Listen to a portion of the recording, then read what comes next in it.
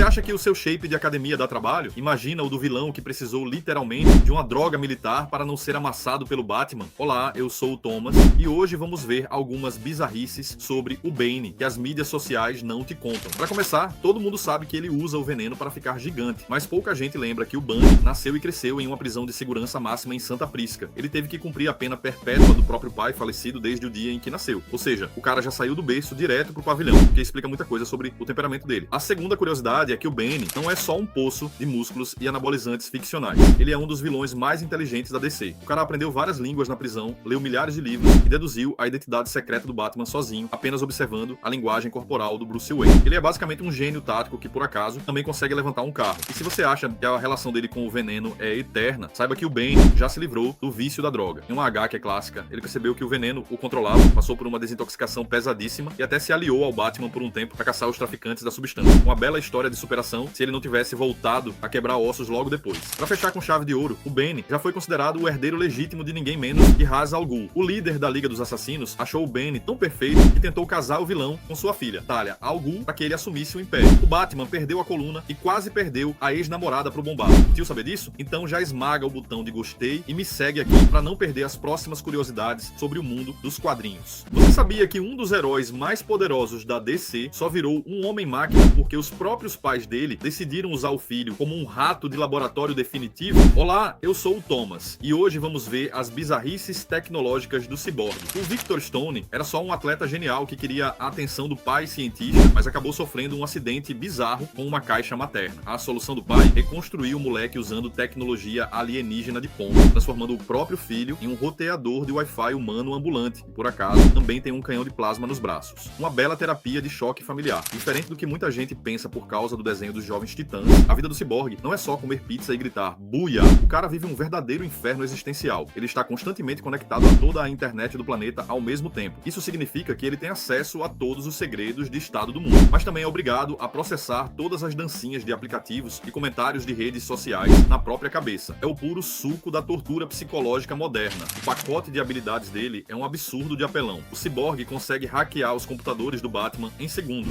o que provavelmente deixa o Homem-Morcego espumando de raiva. Além disso, o corpo dele se regenera sozinho usando nanotecnologia, ou seja, ele nunca precisa se preocupar em quebrar a tela do celular, porque ele é o próprio celular, e se atualizar o sistema operacional, ele ganha armas novas. Para fechar com chave de ouro, ele pode abrir portais interdimensionais chamados tubos de explosão. É uma pena que o barulho desse portal é tão ensurdecedor que todo mundo por perto ganha um zumbido no ouvido de brinde. É muita potência, zero privacidade e um plano de dados infinito. Se você também queria um canhão de plasma para resolver seus problemas, deixa o seu like e me segue para mais curiosidades antes que o Cyborg mude a senha do seu Wi-Fi. Você sabia que o maior vilão dos Jovens Titãs e o mercenário mais perigoso da DC já derrotou a Liga da Justiça inteirinha sozinho e usando apenas uma espada e pura apelação? Olá, eu sou o Thomas e hoje vamos ver algumas verdades sobre o Slade Wilson, o Exterminador. Para começar, o soro do super soldado que o Slade tomou não deu apenas força para ele. O negócio aumentou a capacidade cerebral do cara em 90%. Na prática, isso significa que ele pensa mais rápido que o Flash e consegue prever cada movimento dos adversários. Ou seja, se você apanhar dele, não se sinta mal. Ele já tinha planejado te dar uma surra de 18 formas diferentes antes mesmo de você pisar no cenário. E sim, ele é o pai do Deadpool. A Marvel copiou o Slade na cara dura, mudando o nome de Slade Wilson para Wade Wilson. A diferença é que o Deadpool sabe que é uma piada. Já o Slade é a própria crise de meia-idade ambulante. Outro ponto bizarro é a relação dele com os Jovens Titãs. O cara tem quase 50 anos nas costas e passa os dias perseguindo um grupo de adolescentes fantasiados. Se você parar pra pensar, isso é meio problemático. Em uma das histórias mais famosas, ele até usou uma integrante da equipe, a Terra, que era menor de idade, pra espionar o grupo. Um verdadeiro exemplo de cidadão, só que é o contrário. E se você acha que o ponto fraco dele é o olho faltando, saiba que o Slade já saiu na mão com o Batman várias vezes e o Homem-Morcego quase sempre leva a pior. O Slade só perde mesmo quando o roteiro lembra que os heróis precisam vencer no final. Curtiu o anti-herói mais perigoso da DC? Então deixa o seu like maroto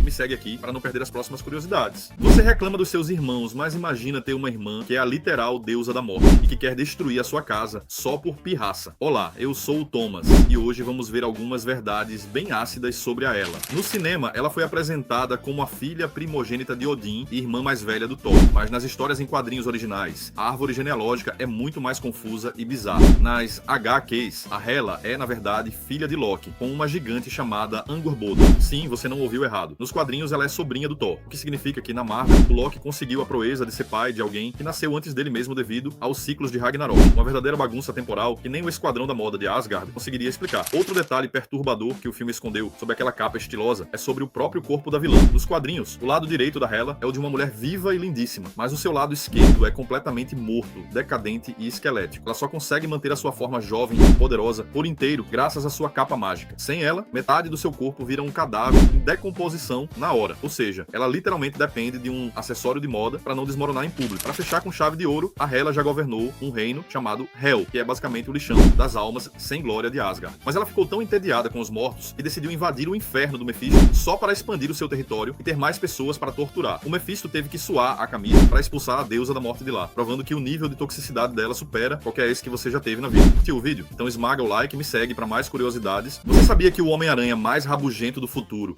não ganhou poderes por causa de uma picada de aranha? Na verdade, ele tentou limpar seu próprio DNA de uma droga pesada que a própria empresa o viciou. Olá, eu sou o Thomas e hoje vamos ver as bizarrices corporativas do Homem-Aranha 2099. O Miguel O'Hara não vive em um mundo de super-heróis coloridos. Ele mora em uma distopia cyberpunk onde as megacorporações são donas de tudo, inclusive da sua alma. Ele trabalha para a Alchemax, uma empresa que basicamente controla Nova York e que faz qualquer monopólio atual parecer um ursinho de pelúcia carinhoso. Diferente do Peter Parker, o Miguel não tem aquele senso de humor bobinho. Ele é o puro suco do ódio contra o sistema. O cara é um gênio da genética que odeia o capitalismo, mas ironicamente acabou virando a maior arma contra ele. E o detalhe, ele usa um uniforme que na verdade era uma fantasia de Dia dos Mortos, porque o minimalismo no futuro aparentemente morreu. O pacote de poderes dele também é bem mais violento. Ele não tem sentido aranha, então se alguém for dar um tapa na nuca dele, ele só aceita. Em compensação, ele tem uma visão telescópica bizarra, dentes com veneno paralisante e garras biológicas nas mãos e nos pés. Isso significa que ele destrói os lençóis de cama toda noite e provavelmente não consegue usar um smartphone sem arranhar a tela toda. Para fechar com chave de ouro, as teias dele são orgânicas e saem direto dos antebraços, eliminando aquela desculpa clássica de que acabou o fluido no meio da luta. É pura biologia, pura revolta e zero paciência para reuniões de acionistas. Se você também quer derrubar o sistema ou só curte heróis estressados, deixa o seu like e me segue para mais curiosidades antes que a Alchemax derrube esse perfil. Você acha que os seus jantares de família são complicados? Imagina descobrir que o seu pai veio do espaço para escravizar o seu planeta e ainda te usou de saco de pancadas.